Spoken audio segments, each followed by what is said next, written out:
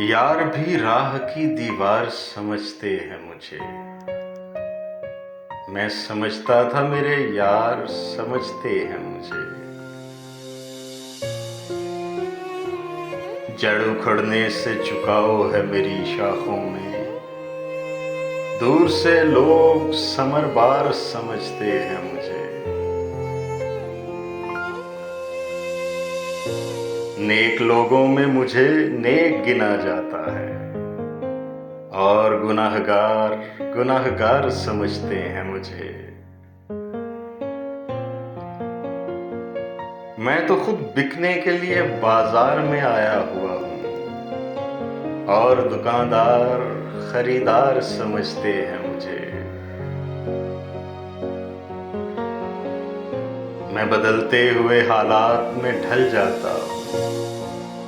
देखने वाले अदाकार समझते हैं मुझे।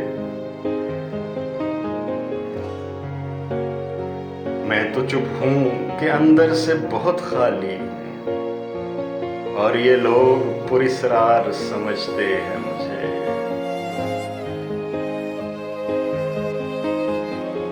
रोशनी बांटता हूँ सरहदों के पार भी मैं। हमवतन इसलिए गद्दार समझते हैं मुझे।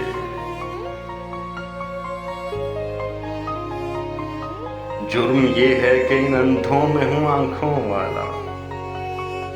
जुर्म ये है कि इन अंधों में हूँ आंखों वाला और सजा ये कि सरदार समझते हैं मुझे।